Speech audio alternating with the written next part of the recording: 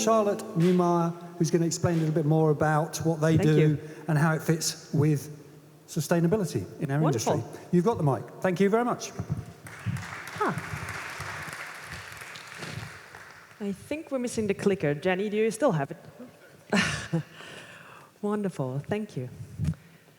So hello from my side as well, and thank you, Fraser, for the invitation. I said I'm Charlotte, and I'm trying to connect the dots now from what we heard in the beginning, talking about the future, then sustainability, value creation, as well as connecting packaging. And so it's working. And I'd like to take you from a journey from regulation to innovation. And today, I'll catch up with you, Roman, be more on the Silicon Valley side, be optimistic about the regulatory part. I can say this because I'm from Austria, close to Germany, also more on the pessimistic side. But let's try it. So our approach to holistic optimization of packaging. Who we are? So Circular Analytics is a consultancy company based in Austria, in beautiful Vienna. And our aim is to support companies in their journey to more sustainable packaging. And we help them in different ways, in packaging assessment, so technical recyclability, life cycle assessment, and also this holistic sustainability assessment approach I'll show to you. And on the other hand side, with regulatory monitoring. I mean, these funny acronyms like PPWR, CSRD, UEDR, and all of those are on top of our heads. And we try to support companies in this regulatory jungle. Speaking of ours and regulatory jungle, I said be more optimistic regarding those new legal requirements. When you look at these slides, I mean, in sustainability, we always think about ours, right? Rethink. We heard about green claims. You need to now think how you communicate your sustainability aspect. You can't say, I'm green anymore, I'm clean, I'm cleaner than my competitor. This will not be allowed anymore. Also, you need to report all the good things you're doing. And reduction will be a big topic of the future, as well as always, recycling. And let us touch into the packaging and packaging waste regulation for a moment. So this new regulation is really driving packaging transformation in the European Union. I mean, packaging law is not just there since the 11th February of this year. This all started in 1994, when it used to be a directive, and the switch from D to R is very important. I'll show you in a second. And what are the main goals of PPWR? So it's about reduction. For the first time ever, we have really goals, targets for each member state to reduce the packaging waste. So in 2030, we'll have a reduction of 5% compared to 2018 of packaging waste. So this is really to reduce the pollution in our environment. Then packaging will get smaller, more condensed. There are minimization targets, so that the packaging needs to be in weight and volume as low as possible. How can you do that? How can we reduce all of this? Maybe with some design for recycling aspects. We also see in this PPWR, like recyclability, include secondary material into your packaging, especially with plastic packaging. And another concept, a big parameter we see here, is reusability. Not in the, let's say, classical way as we do know it, in DRS, deposit return system, but also reusability targets for transport packaging. So a wide range of companies will be affected. And I said this switch from D to R in this PPWR is very important. R means it's a regulation. So it's the same law for each and every member state in the United European Union. So there will be no more, let's say, like in directive where member states have a bit more ability to change the law. It will be pretty much harmonized in the European Union, which is a good thing. So we can produce the packaging for all of the member states and don't have to put a label there and make different packaging for France, Italy, and the Nordic countries. And this shall lead to more circular economy. Please remember, PPWR is under the umbrella of Green Deal, which is our strategy to climate neutral continent, as well as implementing circular economy as the model that we shall work in the future. So, but how does packaging look according to PPWR? So I told you, reduction shall be minimized. In volume, in space, empty space ratio is also a big thing. Then secondary materials will be implemented. Some packaging will be mandatory compostable. Also in label industry, quite important for fruit and vegetable stickers. Then reuse concept will be included not only, as said, in primary packaging, but also in transport packaging. And then, very much of importance, the design for recycling aspect will shape our packaging. I think we heard it yesterday. In the design phase is where we can do the most for your packaging. You need to start early. Think about what will happen to my packaging when I'm, as a customer, dispose it off. Will it then be collected, sorted, and ultimately recycled? And therefore, we need some infrastructure. So, I don't know if you have read the PPWR, but if you heard of it, one article is for sure in your mind. Article number 6 about recyclable packaging. So, from 2030 on, all packaging on the European market must be recyclable, regardless if it's coming from inside the EU or any other part of the world. Everything what is on the European market must be recyclable. And we have this in 3 key years. So, 2030, quite early, so in 5 years, all packaging must fulfill design for recycling criteria. Okay, this sounds fuzzy. What kind of criteria, right? So we think of a design guideline. Normally you have this in a table of a traffic light system, and this will also be provided by the European Union. Green, all of the materials you use, you're okay, you're designed for recycling. Yellow, just think about it, how much of this material you use. And red, you're out. Go to redesign. I mean, this is quite short, but somehow how this will be presented in 2028. So then you only have 2 years to design a recyclable packaging. And I tell you now, a short spoiler, if your packaging is not recycled now, it will not be magically recyclable in 2030. So it's good to start now to look at the recyclability of your packaging already by today.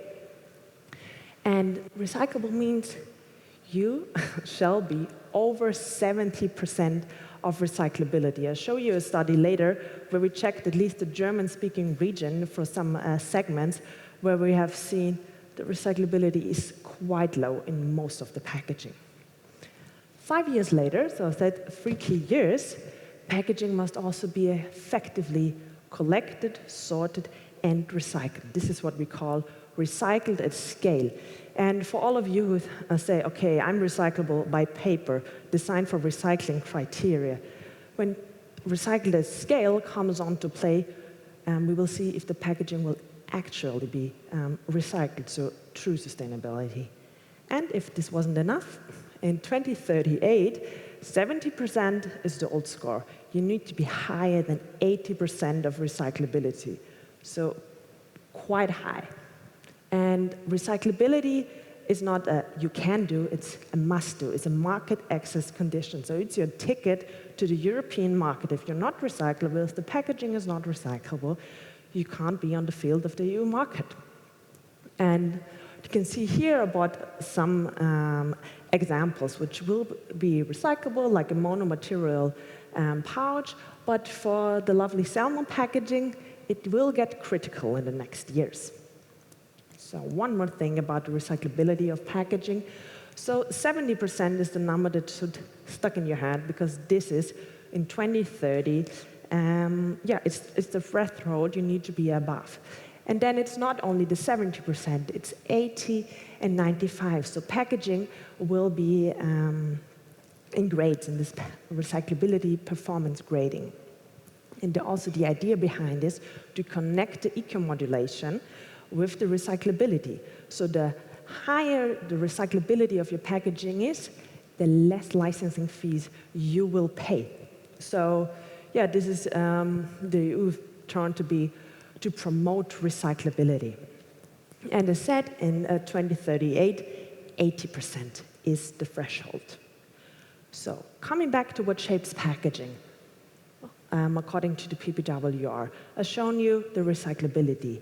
So, but there's more on this slide, right? So the question is recyclability really everything? Is this our only market access condition? No, it's not.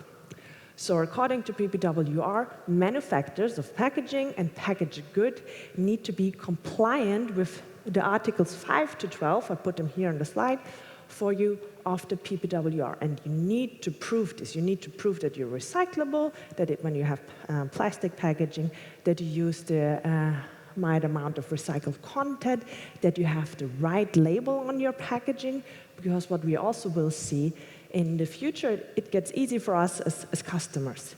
There will be small pictograms on each and every packaging type telling us, okay, I'm a cardboard box, this packaging is a bottle, please dispose it off in the right bin. And also on the bins, you will see the same pictogram. As well, Jenny touched a bit on the digital product passport. Something like this is also required by PPWR. You need to transfer the information about your packaging, about the recycled content, the recyclability through an individual QR code. And once again, if you do not fulfill as a manufacturer with these conformity assessment, you're not allowed on the market. As said, you need to prove this. And here, of course, are some suppliers among us. As a supplier, you need to give the information that the manufacturer needs to, for example, calculate the recyclability, right? So you need to give the information to amount of print and surface printing and all of that to the manufacturer. Good, so how do we calculate all of this? How do we give this in connection with sustainability? Is there a way to look over all of this? There are ways, and I'd like to show you some how we do it. And look at from a study that we did, packaging benchmarking again, but it's sustainability benchmarking. So what we did together with the University of Applied Science in Vienna, there's a study program, packaging technology and sustainability, is we did a sustainability benchmarking of packaging from different segments. We looked at dairy, cosmetic, and beverages in the German region area, in the German-speaking area, Germany, Austria, and Switzerland. And with dairy, cosmetic, and beverages, we have a wide range of packaging formats, from, of course, bottles to cups, etc. And what we did, we compared the packaging according to ecological criteria with a method we call the holistic sustainability assessment. And the method goes as follows. So we look at 3 pillars of sustainability, because looking at sustainability just only from one angle is not enough. Saying, okay, my packaging is recyclable, it's sustainable, great. No, this is not how it works. So we look at the environment, first of all, the direct environmental impact, life cycle assessment. Most of you probably know the carbon footprint, but we also look at the water footprint of how toxic is the packaging material according in this life cycle. Then indirect environmental impacts, we did an emptyability study. So you can imagine you have seen before, tested around 300 dairy packages, 20 cosmetic packages, 200 cosmetic packages, and I think around 200 beverages as well, and we emptied all of them. So there was a lot of dairy, yogurt, and hand cream in our department, and half of the department is lactose intolerant. So not so funny times with the emptyability. So environment. Also check the packaging efficiency. And then, of course, we looked at another pillar, the circularity of packaging. What you can see here is, first of all, the parameters. Consumer action. What does a consumer have to do when to dispose of the packaging? Do I need to tear off a lid, I don't know, a cardboard banderole or something, or can I just simply put it into a bin it's used to be?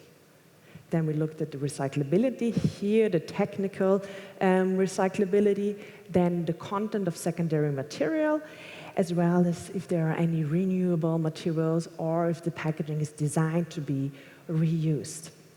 And we extended this method with the criteria of PPWR. So recyclable was a packaging if it overreaches 70%. And then looked at the minimum recycled content as well as the packaging minimization. So I show you those are the analyzed parameters. We did this with our tool, a packaging cockpit, which is able to calculate the technical recyclability as well as a streamlined LCA of the packaging. What you can see here, this is what the companies then received. This is their benchmarking. So you can see here, let us look at, the first one, carbon footprint. So if you are in the green area, you're pretty good. Your carbon footprint is very low. If you're in the red area, compared to the other packaging that we analyzed, your carbon footprint is pretty high. So for the packaging displayed here, carbon footprint is okay. It's in the light green area. So that's what we did also for the other parameters. And those with an arrow are those you will also find in PPWR as a must-have requirement. So let us look at butter. I mean, this is a day-to-day product. So we now also did a juxtaposition of the carbon footprint and the recyclability, because those are the parameters that we have seen our customers and clients are most interested in. Yes. So just to explain this shortly, where do you want to be with your packaging? You want to be low in carbon footprint and have high recyclability. So here on the left, right, is the part where you want to be, right? There's your carbon footprint is close to zero. Of course, I know this is not possible. And the recyclability is quite high. The opposite would be in the left angle, left, up, right. High carbon footprint, no recyclability. So what was pretty interesting when we looked at butter, what a typical butter packaging. Fiber, composite, aluminum compounds, wrappers, the typical butter wrap. I think this is one of the most we have seen where they are. I mean, there are not so many, like the amount of material for those wrapper is not extensive. They're pretty light. But the recyclability is far away from the 70% we wanted. You can see here the red line is for 70%, what is needed, required by PPWR. So it tells us most of the butter packaging out there in retail markets are not recyclable, meaning they will be no longer on the market in 2030. And the opposite, we have seen rigid PP trays. I mean, they're a monomaterial. Also, the decoration, the label was compliant here. So the recyclability, depending on the decoration and if we had another lid, was quite good. But what you can see, the carbon footprint is much higher as with our butter wrapper material. So for us, it's tremendously important to look at this holistic approach, to do not only look at one parameter. Because you could say, okay, my PP tray is great, it's recyclable, but do I care about the carbon footprint? No, because it's recyclable. No, you shouldn't. Then face cream from the product category, cosmetics. What we did here is, again, a comparison carbon footprint and packaging efficiency. So the ratio between the weight of the product and the weight of my packaging. What we also have seen, quite a variety of packaging material and packaging types, from bag and bottle to sachet to pots to pump dispensers. And also here below is the packaging efficiency. The higher the value, yes, I'm there. The higher the value here, where's your packaging efficiency is, because it tells you when you have kind of what we see here, bag and bottle, this dark turquoise one, you have two types of packaging in one packaging, right? You have a bag, a flexible pouch, in a bottle. So you transport a lot of packaging for the same amount of face cream. So 80% of your product packaging unit is packaging. In comparison to that, the sachet, it's only a small flexible packaging, and you have more of the product. So this is also something we need to take care of, especially when we think about packaging minimization. We want to have a packaging as low as possible in volume and weight. And lastly, a good thing in mineral water we have seen, the recycled content of sparkling mineral water in a bottle is already pretty good and PPWR compliant. I mean, this is due to the Single-Use Plastic Directive that is out there since 2018, and there we already had requirements. Good to go a bit faster over that. So, is this the key to optimize packaging? Well, we believe yes. First of all, you have comparison. You have peer-to-peer comparison with your competitors. You can rank them. Then you understand the shortfalls of your packaging and can take action to make your packaging fit for 2030, and also, of course, fulfill the legal requirements. Then you have the potential to optimize based on the parameters you have analyzed, right? You can optimize recyclability, carbon footprint, packaging efficiency, and so on. And you see already the best practice solution you can work towards too. And it also gives you some profound, say, analysis for your marketing. As we have heard, you need to rethink how you communicate your sustainability actions. So how to use this now that I will cut this off very shortly. So to unlock compliance leadership and sustainability leaderships, I'd like to show you just this slide that you understand, okay, what are the key steps you need to take? So you have to understand the baseline, where I'm at in the supply chain, which legal requirements affect me. Then go check if you have all the data that is required to do all of the calculations. And I finished in half a minute. And do I have all the data? And am I able to do all of these calculations to do this conformity assessment? Once you have done, let's say, not easy, tricky legal part, you can go in the next steps of, okay, setting the targets, what is adjusted to my own sustainability strategy, to my own packaging strategy, and finally implement and succeed with all of that when you have implemented the redesigned packaging, the optimized packaging.